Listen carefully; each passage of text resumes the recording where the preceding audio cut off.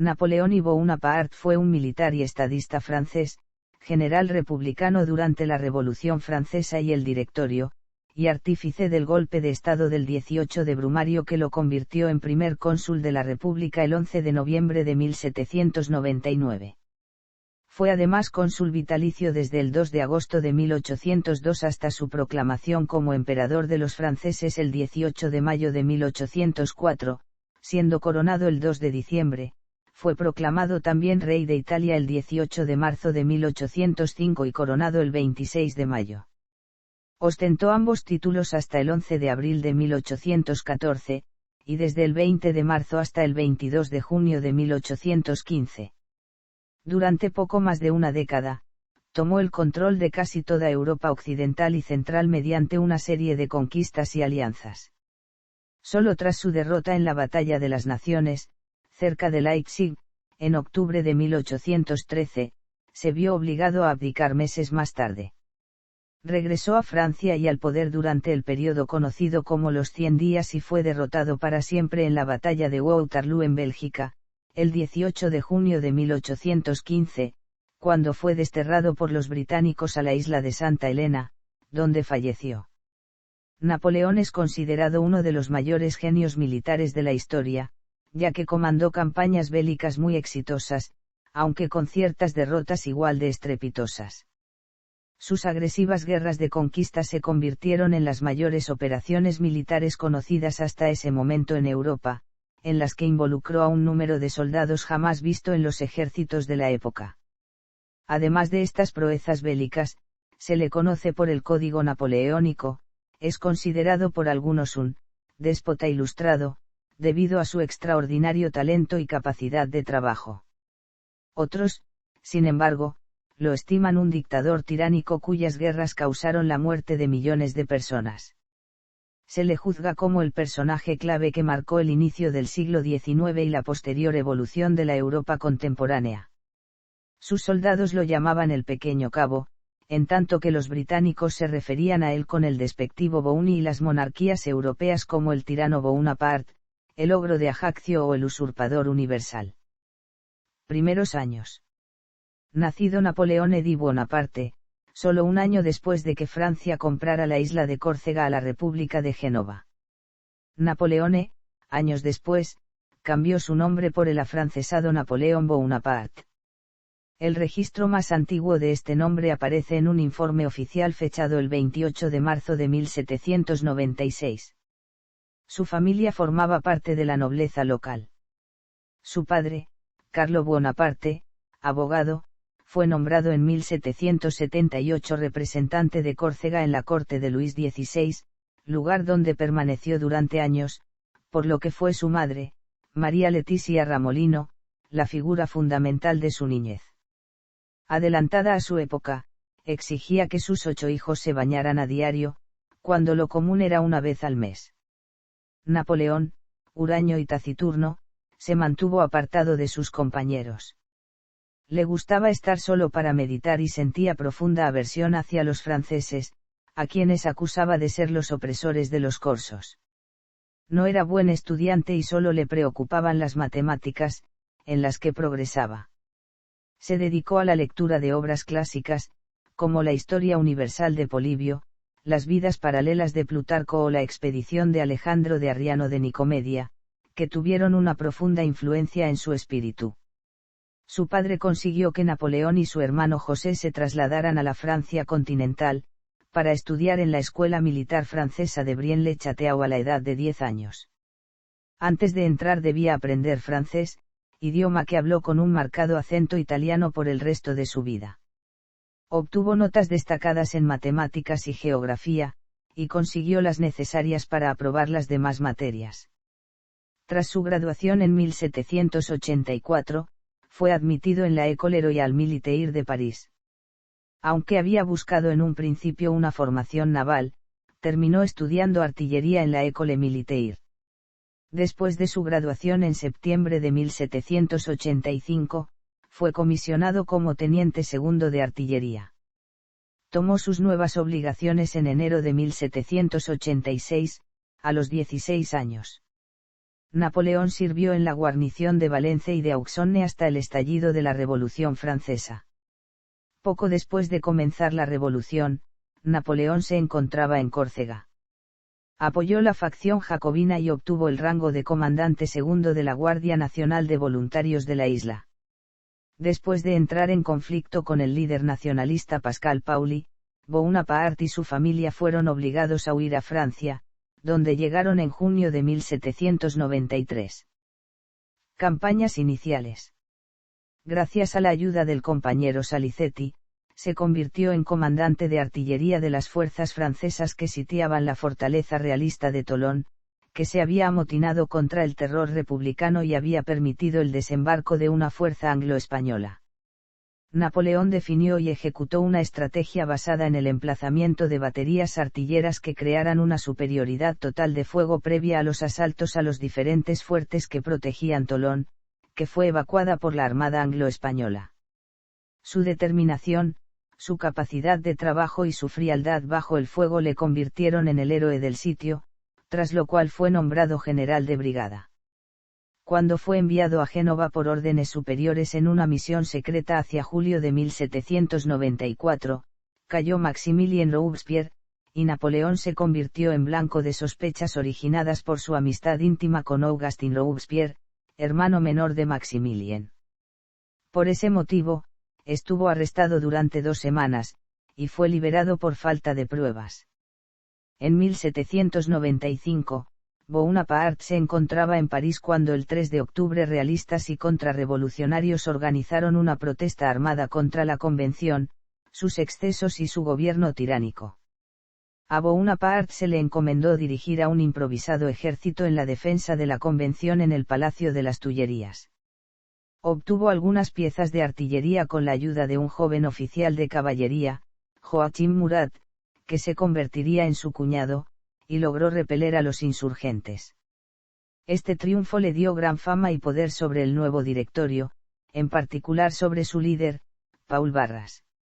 Semanas después, el 9 de marzo de 1796, se casó con la amante de Barras, Josefina de Beauharnais. Campaña de Italia de 1796 a 1797. Días después de su matrimonio, Bonaparte tomó el mando del ejército francés en Italia, que llevó con éxito a la invasión de dicho país. Antes de partir, arengó a sus tropas con estas palabras: «Soldados, estáis mal vestidos y mal alimentados. El gobierno os debe mucho. Grandes provincias y ciudades serán vuestras. Allí hallaréis gloria y riqueza». Por aquella época ganó el apodo de «Pequeño Cabo», en virtud de su buena relación con la tropa. Logró sacar a las fuerzas austriacas de Lombardía con su victoria en la batalla del Puente de Arcole y derrotó al ejército de los Estados Pontificios. A raíz de la protesta del Papa Pío X por la ejecución del rey Luis XVI, Francia respondió anexionándose 2 pequeños territorios papales. Sin embargo, Bonaparte desoyó las órdenes del directorio de marchar contra Roma y destronar al Papa. Un año después el general Berthier tomó Roma y apresó al Papa, quien falleció por una enfermedad en su cautiverio. En 1797, Bonaparte, al mando del ejército, derrotó a 4 generales austríacos cuyas tropas eran superiores en número y forzó a Austria a firmar un acuerdo de paz. El resultante Tratado de Campoformio dio a Francia el control de la mayor parte del norte de Italia, así como el de los Países Bajos y el área del Rin. Una cláusula secreta prometía otorgar Venecia a Austria. Bonaparte marchó contra Venecia, ocupándola y acabando con más de 1000 años de independencia. Ese año, organizó los territorios ocupados en Italia en lo que se conoció como la República Cisalpina. Bonaparte logró absorber los conocimientos militares esenciales de su época y aplicarlos con éxito. Como planificador en el campo de batalla fue bien conocido por su creatividad en las tácticas de movilización de la artillería. Sin embargo, su éxito no se debía solo a su carácter innovador, sino a su profundo conocimiento e inteligente aplicación de las tácticas militares convencionales. Como él decía, he peleado en 60 batallas y no he aprendido nada que no supiera anteriormente. Como oficial de artillería, desarrolló nuevas tácticas y empleó la artillería como una fuerza móvil para respaldar los ataques de la infantería, beneficiándose de la ventaja tecnológica de Francia en materia de armamento. Fue conocido como un comandante agresivo, que contaba con la lealtad de soldados muy motivados. Fue el primero que usó sistemas de telecomunicación, la llamada línea Chappe de semáforos, implantada en 1792. Maestro del espionaje y el engaño, ganó batallas al conocer de antemano el movimiento enemigo. Durante su campaña de Italia, se convirtió en una figura influyente en la política francesa. Publicó 2 periódicos para sus tropas, pero que circulaban también por Francia. En mayo de 1797 fundó un tercer periódico, publicado en París, Le Journal de Bonaparte des Champs Bartus. Las elecciones de 1797 dieron a los realistas mayor poder, lo que alarmó a Barras y sus aliados en el directorio. Los monárquicos, por su parte, comenzaron a criticar a Bonaparte acusándole de haber saqueado Italia y de haberse excedido en su autoridad al negociar con Austria. Bonaparte envió con prontitud al general Augereau a París para dar un golpe de estado el 18 de Fructidor, eliminando de la política a los realistas. Esto devolvió a Barras el control, pero ahora dependiendo de Bonaparte para permanecer en su cargo. Finalizadas sus negociaciones con Austria, Napoleón regresó a París en diciembre, fue recibido como un héroe conquistador y la fuerza dominante en el gobierno, mucho más popular que sus directores. Expedición a Egipto. En marzo de 1798 Bonaparte propuso llevar a cabo una expedición para colonizar Egipto, en aquel entonces una provincia otomana, con el objetivo de proteger los intereses comerciales franceses y cortar la ruta de Gran Bretaña a la India. El directorio, aunque preocupado por el alcance y el coste de la expedición, aprobó la empresa dado que significaba sacar a Bonaparte del centro del poder. El aspecto más inusual de dicha expedición es la inclusión de un buen número de científicos, lo cual, según algunos, reflejaba la devoción de Bonaparte por los principios e ideas entonces en boga de la Ilustración. Otros, sin embargo, lo vieron como una maniobra propagandística que solo buscaba ocultar las intenciones imperialistas de Napoleón. Bonaparte también emitió proclamas en las cuales se presentaba como liberador del pueblo egipcio, oprimido por el yugo otomano y alabando los preceptos del Islam. Esta maniobra no fue exitosa dado que el pueblo egipcio siempre vio a los franceses como una fuerza de ocupación. De camino a Egipto, la expedición conquistó a traición Malta el 9 de junio, expulsando a la orden hospitalaria. Desembarcó en Alejandría el 1 de julio de 1798, eludiendo de momento a la Armada británica. Aunque los franceses ganaron la decisiva batalla de las Pirámides, toda la flota francesa fue destruida por el almirante Nelson en la batalla del Nilo. Con su ejército atrapado en Egipto, el objetivo de Bonaparte de fortalecer su presencia en el Mediterráneo se vio frustrado, si bien logró consolidar su poder en Egipto, no sin sofocar antes diversas revueltas populares. Ordenó que en Egipto la servidumbre y el feudalismo fuesen abolidos y los derechos básicos de los ciudadanos garantizados. Bonaparte fue llamado por los egipcios Sultán Kebir. La situación propició el desarrollo de importantes estudios sobre el antiguo Egipto, entre los que se destaca el descubrimiento de la piedra de Rosetta. A comienzos de 1799 condujo al ejército francés sobre la provincia otomana de Siria y derrotó a las fuerzas superiores despachadas por la Sublime Puerta en diferentes batallas, pero su ejército sucumbió ante las plagas y la carencia de suministros. Napoleón dejó un contingente de 13.000 soldados para apoderarse de las ciudades costeras de Jaffa, El Jarisi, Gaza y Haifa. El asalto de Jaffa fue brutal, aunque los franceses se apoderaron de la ciudad tras unas pocas horas de combate. Los soldados de la República asesinaron a bayonetazos a 2.000 turcos de la guarnición que trataban de rendirse, se ensañaron durante 3 días con la población civil, robaron y mataron a hombres, mujeres y niños. La matanza culminó cuando Bonaparte ordenó la ejecución de 3.000 prisioneros turcos. Con su ejército debilitado, e incapaz de tomar la fortaleza de Acre, Bonaparte se vio obligado a volver a Egipto en mayo de 1799. Con objeto de acelerar su marcha, los prisioneros fueron ejecutados y los enfermos abandonados a una muerte segura. De vuelta al país del Nilo, el 25 de julio derrotó a los otomanos en su intento de desembarco en Abukir. Con la situación en Egipto estancada y la cada vez mayor inestabilidad en Francia, Bonaparte abandonó el país en una goleta rumbo a Francia, dejando al mando al general Kleber. La Francia napoleónica. Período revolucionario. Golpe de Estado del 18 de Brumario. Consulado. Bonaparte instituyó diversas e importantes reformas, incluyendo la centralización de la administración de los departamentos, la educación superior, un nuevo código tributario, un banco central, nuevas leyes y un sistema de carreteras y cloacas. En 1801 negoció con la Santa Sede un concordato, buscando la reconciliación entre el pueblo católico y su régimen. Durante 1804 se dictó el Code Civil des Franquais, también conocido como Código Napoleónico, que consistió en la redacción de un cuerpo único que unificara las leyes civiles francesas. El código fue preparado por comités de expertos legales bajo la supervisión de Jean-Jacques Regis de Cambaceres, quien ejerció como segundo cónsul desde 1799 a 1804. Bonaparte, sin embargo, participaba en las sesiones del Consejo de Estado, donde se revisaban las propuestas de leyes. Este código influyó de manera trascendental en el mundo jurídico, y fue la piedra angular del proceso de codificación. Otras normas dictadas durante la regencia de Napoleón fueron el Código Penal de 1810 y el Código de Comercio de 1807.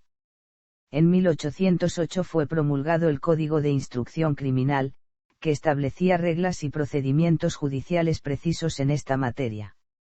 Si bien los estándares modernos consideran que dichos procedimientos favorecían a la parte acusadora, cuando fueron promulgados era intención de los legisladores resguardar las libertades personales y remediar los abusos en los tribunales europeos. Aunque Bonaparte era un regente autoritario, la mayoría de Europa estaba gobernada por monarquías absolutas.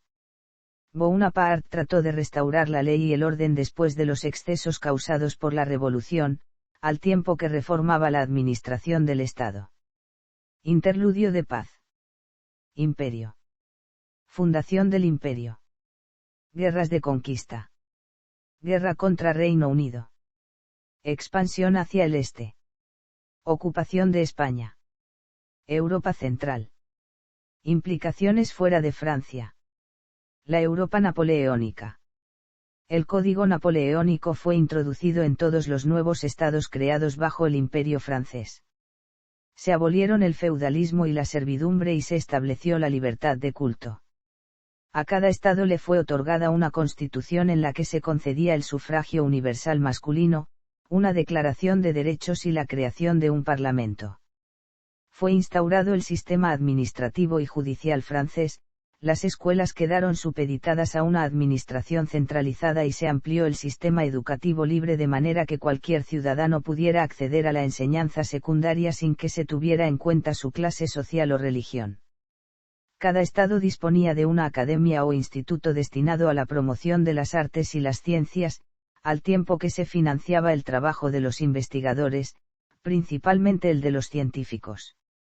La creación de gobiernos constitucionales siguió siendo solo una promesa, pero el progreso y eficacia de la gestión fueron un logro real. Intervención en América. En 1796 Napoleón restaura nuevamente la esclavitud en las colonias francesas, abolida desde 1794. Para América Latina, la figura de Napoleón es fundamental. Su intervención en España, las forzadas abdicaciones de Carlos IV y Fernando VII, la entrega del trono español a su hermano José, la promulgación de la Constitución de Bayona en 1808 que reconocía la autonomía de las provincias americanas del dominio español y sus pretensiones de reinar sobre aquellos inmensos territorios cuyos habitantes nunca quisieron aceptar los planes y designios del emperador, son elementos básicos para entender los movimientos de emancipación. En el resto del continente, la negociación de Luisiana y el manejo que dio Francia al proceso de independencia de Haití tuvieron una enorme influencia en el desarrollo del continente. Ocaso y caída de Napoleón. Si bien el Congreso de Erfurt había preservado la alianza entre Napoleón y el zar Alejandro y, en 1811 las tensiones comenzaron de nuevo entre ambas naciones. A pesar de ser un gran admirador de Napoleón desde su encuentro en 1807, Alejandro era presionado por la aristocracia rusa para romper la alianza, ya que consideraba insultado el honor ruso. La primera señal de que la alianza se deterioraba fue la forma no muy entusiasta y débil con que Rusia aplicó el bloqueo continental. Esto enfureció a Napoleón, quien tenía simpatía hacia el zar, lo que le hizo sentirse defraudado y traicionado. En 1812 los consejeros del zar le indicaron que una vasta revolución estaba fermentando por toda Prusia y que era el momento propicio para atacar al imperio francés y recuperar Polonia. Gran número de tropas se desplazaron a la frontera con Polonia. Napoleón, sin embargo, se anticipó y comenzó a expandir su ejército hasta lograr un contingente de 600.000 hombres. Napoleón ignoró los consejos de no invadir suelo ruso y el 23 de junio de 1812 procedió. En un esfuerzo por ganar apoyo de los nacionalistas y patriotas polacos, la denominó Segunda Guerra Polaca. Los patriotas polacos deseaban incorporar la parte rusa de Polonia al Gran Ducado de Varsovia y crear un nuevo reino de Polonia, aunque esta idea fue rechazada por Napoleón, que temió que podía motivar a Prusia y Austria a declarar la guerra a Francia. Napoleón también rechazó liberar a los siervos rusos, pues temía que esto podría provocar una reacción conservadora a sus espaldas. Tierra quemada. La tierra quemada fue la técnica militar que usaron los rusos contra los franceses, la cual consistía en retroceder y no pelear de frente con los soldados de la Grande Armée y arrasar las tierras abandonadas a los franceses para que éstos no pudieran abastecerse del terreno invadido.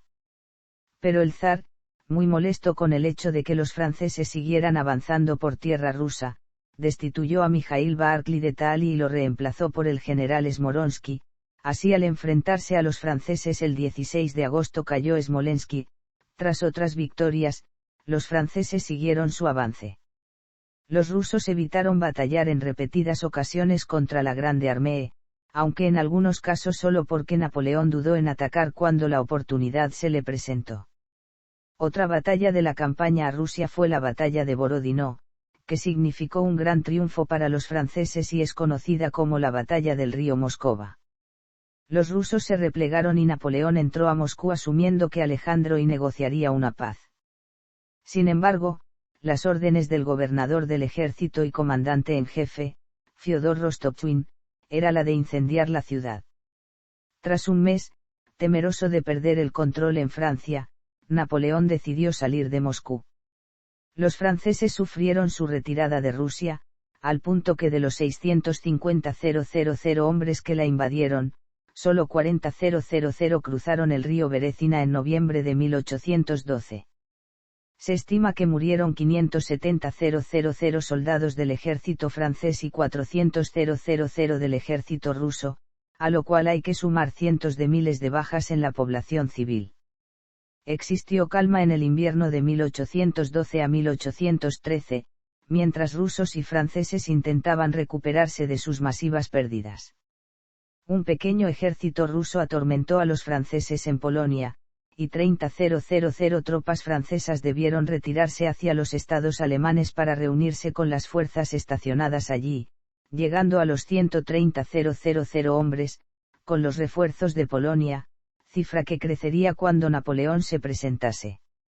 Tras este fracaso, Prusia se unió a la coalición, la cual ahora incluía a Rusia, el Reino Unido, España y Portugal. No obstante, Napoleón reasumió el orden en Alemania, e infligió una serie de derrotas a los aliados, que culminan en la batalla de Dresde el 26 de agosto de 1813, donde las tropas aliadas sufrieron bajas de más de 100.000 soldados. Si bien parecía que Napoleón iba a resurgir, se unieron a la coalición Austria y Suecia, y en la batalla de las Naciones en Leipzig, el 16 de octubre los franceses fueron derrotados en un enfrentamiento en el que los aliados contaban con el doble de tropas que Napoleón.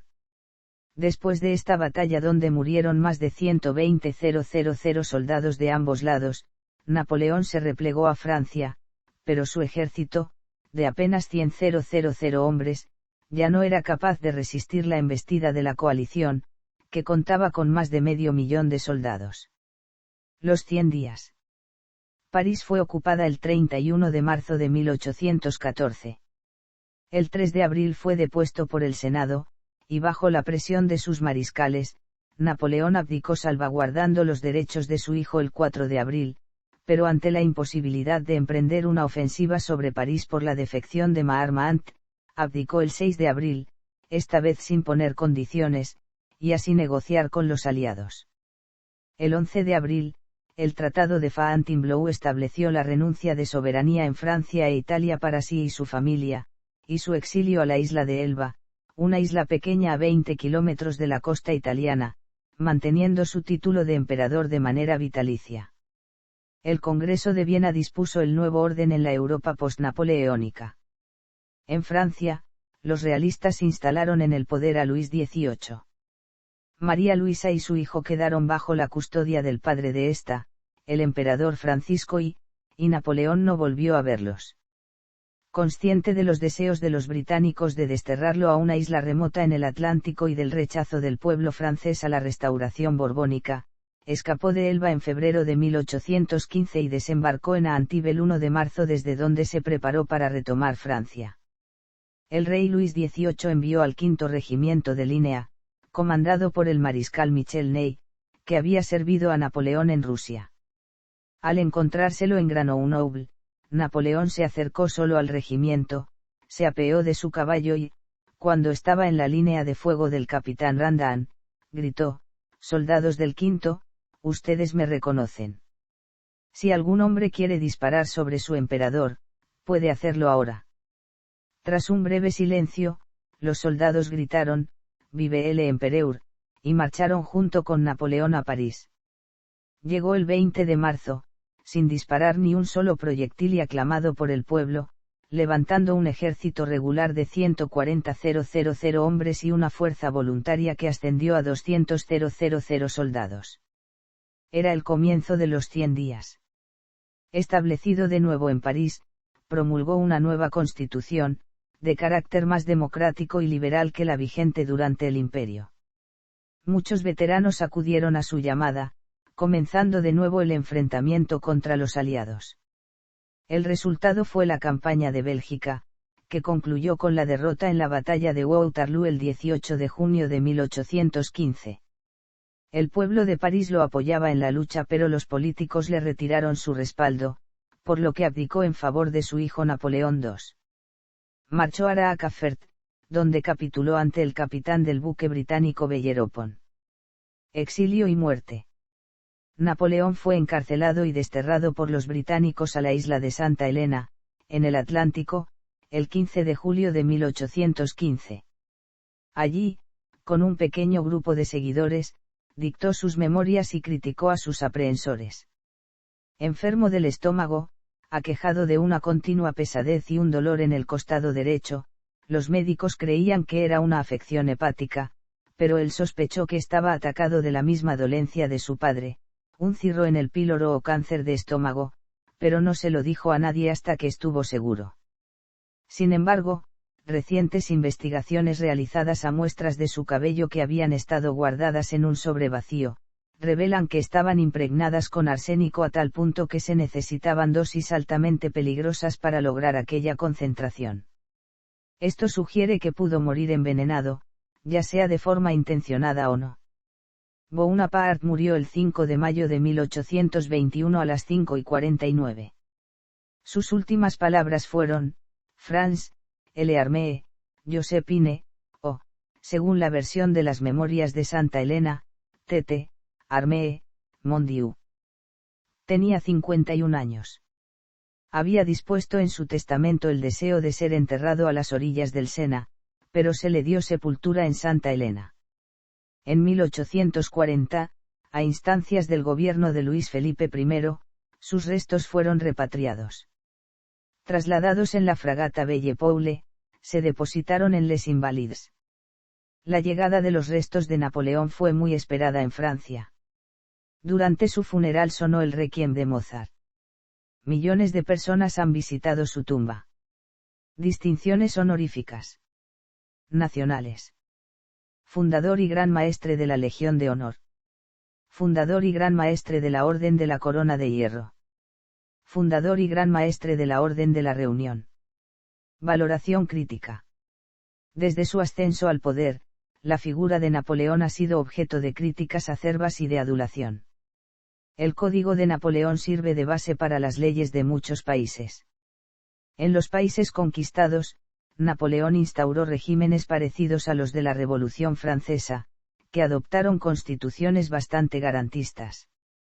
Su organizado gobierno logró sacar a Francia del caos en el que estaba durante y tras la Revolución. Napoleón insertó en los países conquistados las ideas de libertad, igualdad y fraternidad. Thomas Jefferson se mostraba menos amable con los logros del corso, al que trataba en estos términos. Cine y televisión.